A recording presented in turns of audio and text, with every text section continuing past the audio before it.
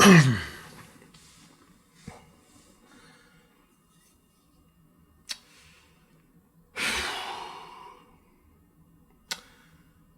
so a couple years ago, me and one of my staff members, Tim, we were kind of doing a kind of proof of concept video. We were actually going after a YouTuber named Peter McKinnon.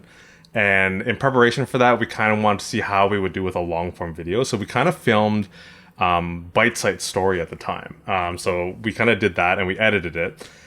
And, really happy with that video. But if you watch that video, there is a kind of a big chunk of my personal story that's missing from that. And it was either that I didn't talk about it, or it didn't, like when we were editing it, there are pieces that didn't really fit in the full edit. So we didn't really get to that. So this is the story of how Shopify changed my life, actually. So now, again, this is going pretty far back, 2010, 2011. So the details may not be fully accurate, but to the best of my recollection, I'll try my best here. So at the time, 2010-ish, I think this is when this happened, I was working for a company called Harris Computer Systems in Ottawa, Canada. And so what I was doing was, I was doing software development for them. And at the time, I wasn't really passionate about the software work that I was doing. So I was dabbling into some marketing work for them. So doing some video stuff, some poster stuff, slides, things like that. And we were trying to set up a position for me that would be, that would kind of emphasize those skills.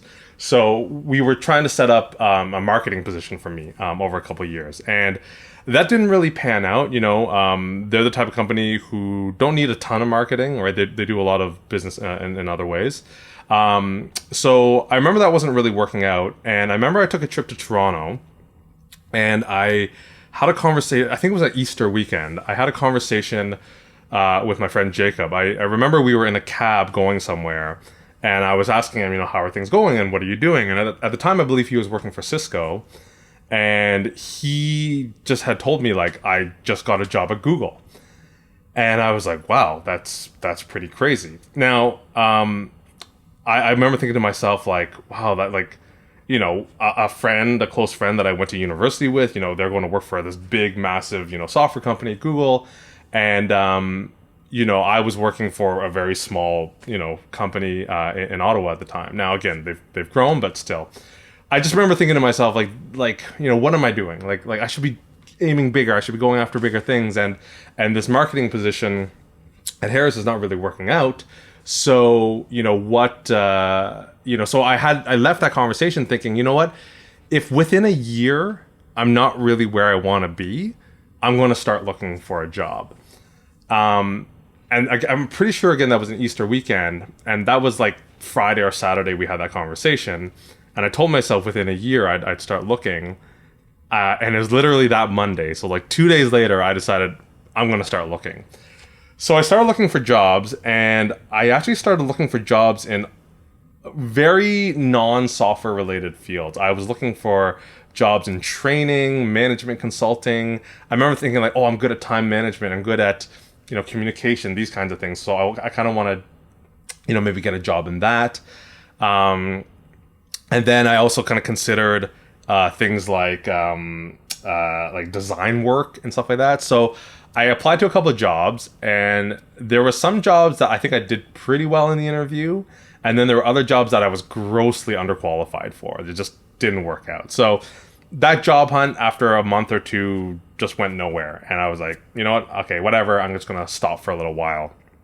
And then right around that time, I was talking with my friend Aaron, close friend Aaron, and he said, you should check out this company that's kind of up and coming in Ottawa called Shopify.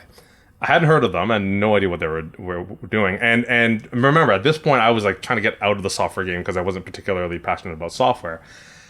And to be honest, I hadn't been really passionate about software, even though I'd been doing software for like a good chunk of my life at that point, like maybe over 10 years, like in high school a little bit and then in undergrad and everything. I was trying to get out of that game, but I was like, I should check it out. So I kind of checked it out. And their website had all the right things going on, right? Like the environment looked great, what they were building looked really cool, all this stuff looked really cool. And so I was like, okay, maybe this is something to get into. So I realized, so I looked at the job postings, and all the job postings were Ruby on Rails, which I had never done before. And I kind of heard rumblings of it. And so what I decided to do is I was going to learn Ruby on Rails and apply to this job. So I went and I went and learned Ruby on Rails over the course of 3 weeks or something like that. There was this tutorial by a guy named Michael Hartle, and it was basically building like Twitter in Ruby on Rails. So I learned it, and I started really enjoying what I was doing, and I was feeling really good about what I was learning, and this was pretty impressive. And to be honest, what's weird about it is I felt for the first time in a really long time, maybe ever, I started to feel kind of competent and kind of with software development. Like a good chunk of my life, I always felt a little bit inadequate talking to other software developers. They were always on the latest and greatest trends, and they were always way more passionate about it than I was. And for the first time, even though Ruby on Rails wasn't brand new at the time, it was still kind of pretty new at the time.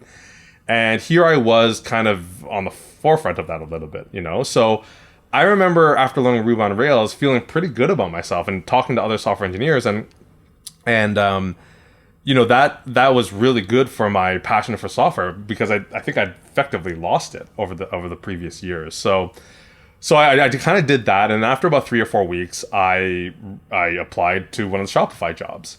Now at the time, I think Shopify was probably under 50 people, like really small at that time. And so I applied, and I talked to the HR person, and I sent in a letter saying like how I really want to be part of this team and explain all this stuff. I can't remember what the letter said exactly, but then I got a call from them, and they said, "Hey, we got your letter. Everything sounds great. Let's do the interviews." So I do the first interview, which is kind of like a culture fit interview, and it went awesome. Like I was like, "This is great. I think they really like what I'm about." And the HR person said, "This is great. We'll just go through the technical interview at that point." Okay, and then after a couple days later, I went through the technical interview, and I bombed it completely. It was here's the thing. I was learning Ruby on Rails, and I was 3 or 4 weeks into my learning of Ruby on Rails, expecting to get a job that's side by side with people who actually contributed to the Ruby on Rails source code. So it was a little bit of naivete, thinking that, oh yeah, I'm going to get this job. These are some of the top software engineers in the world who are working there, and I'm like, oh yeah, I'll learn Ruby on Rails in 3 weeks and get a job there. I didn't really know that at the time, but after failing that interview, I was like, wow, that was pretty bad. So I didn't get the job, and then at that point I was like, okay, you know what? I'm done looking for jobs right now. I'll continue to work at my job at Harris, and it's good, and I don't want to. I'm kind of done for now. I think I was a little bit disillusioned after that kind of journey. So there was a lot of like, maybe I'm just not qualified enough for the jobs that I want. So what happened actually after that was I got reached out to by Taldio. So Taldio is this Canada company, and they were really small at the time. They were like, I want to say 4 or 5 people, maybe a little bit more. And their lead developer was leaving, and one of their applications was written in Ruby on Rails. So I got the interview there, and it went pretty well, and this is kind of my first foray into the startup world, was kind of going in there. So I went into Taldio, and I went into that job thinking that I had just learned all this Ruby on Rails. This would be a great way to continue that learning and get real world experience, and then maybe apply to Shopify again. That was the thinking. And so I went to Taldio, and it was great. The people were great. And it was my first time really working at a really small company, and again, a startup company that had to deal with all the startup challenges. And it was a great team, and I got to exercise my Ruby on Rails skills. So that was great. So I was actually using these skills, and after I think about 3 or 4 months, I had decided that I've now done 3 or 4 months of professional Ruby on Rails experience. I am now ready to apply to Shopify. Now, I can't remember the order of this, but I think around that time, my friend Aaron, who, again, told me about Shopify in the first place, he was working for a company that actually got acquired by Shopify. So he was in. He was kind of in on Shopify. And so I kind of asked him for a little bit of advice on how I can kind of like improve my application and stuff like that. And so I kind of got to work on this fancy application for Shopify. I built this like website in Ruby on Rails, had all my skills and everything like that. And then I remember, and then I printed off these business cards that was like www.caseylee.com/Shopify or something like that.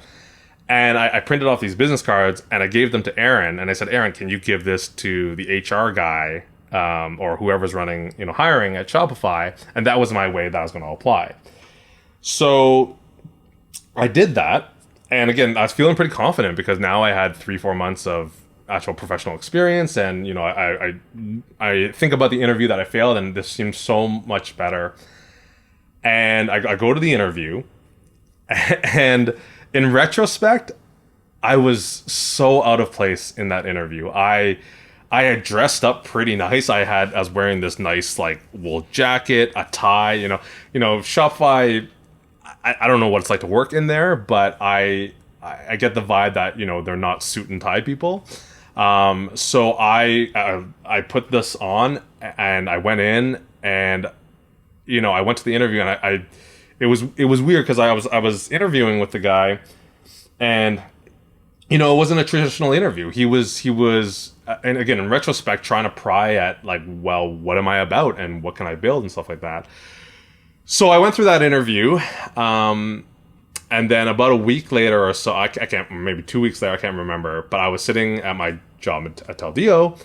And I got a phone call, and they said, thanks for the application, but sorry, we're going with a different candidate or whatever. So that was the second time I applied, and I didn't get the job again. And that was definitely disappointing. And the months that followed, for sure I felt bitterness because, this was like Ottawa's darling, the company, and everyone was talking about it at the time. And on the surface, I tried to stay very diplomatic. I every time people would talk about them, I couldn't help but mention how great a company they were and what they were doing. But for sure, part of me was bitter and sad and disappointed that I didn't get the job.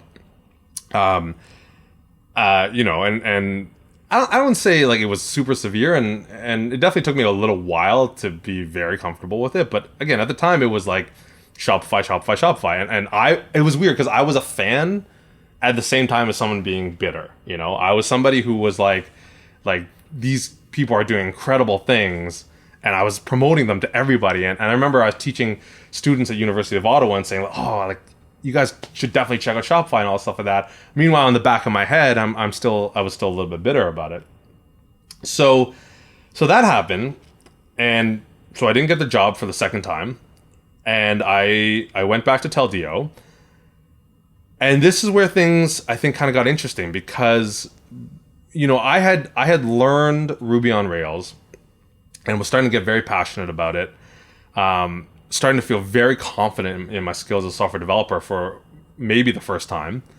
I learned all these other skills that came with it, like basically how to build a full web application by myself and put it out there, right? And feeling, I think, a little bit. I'm the kind of person I think who, when I get defeated, my revenge is maybe a strong word, but my action is to live well. It's like if someone were to accuse me of doing a bad job of something, my revenge or whatever would be to like do that job really well or something like that. So this was kind of the same kind of idea where I felt really defeated, and my idea as a result was to maybe start my own business because I'd gathered all these skills at that point, and I had these visions of really doing these really amazing, these really kind of big things. And after not getting into Shopify, I felt like maybe the road get that was to start my own company. And that was a pretty big deal because you have to know that up until that point, I was very much a 9 to 5. I'm going to climb the corporate ladder and get really far at a company. I remember at that job at Harris at one point, my same friend Aaron was talking to me about applying for some kind of incubator or accelerator or something.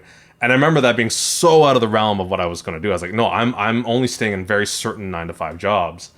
And there was something in applying to Shopify and not getting the job, and that leading me to Taldio, which was a startup and part of a whole startup ecosystem, and then not getting the job again at Shopify, that really pushed me into that start my own business entrepreneur world.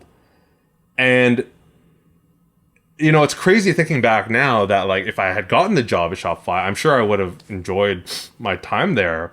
But at the same time, I don't know if I'd be in a completely different world of where I am today. And so, I mean, not getting the job at Shopify, it really did two big things. Well, sorry. Shopify itself did two big things. So first, the fact that I applied to Shopify, and learning Ruby on Rails, that was a turning point for me in software engineering. Like I went from somebody who was very like, I don't like software engineering, I don't like coding, I didn't care about it at all. I mean, I was so into like stuff like filming and all that stuff like that, and being turned on to Ruby on Rails and having that confidence of being somebody who's pretty with it and in the game with software engineering. And then also, not to mention, feeling really creative with Ruby on Rails, completely changed my perspective on software engineering. I was passionate about it and still am passionate about it, 12, 13 years later after learning Ruby on Rails, and that was a big deal. But the bigger thing that happened with Shopify was not getting that job and applying twice, right? And not getting the job and deciding and being pushed into starting my own business. Because once I started my own business, BiteSite, it was such a different world. And now I'm so in that world. I've been running BiteSite for 10, 11 years now. Just started another business. I'm always thinking about, the entrepreneurial spirit. I've connected with so many other entrepreneurs now and startups and have very strong opinions about the whole startup world and entrepreneurship and all this stuff like that.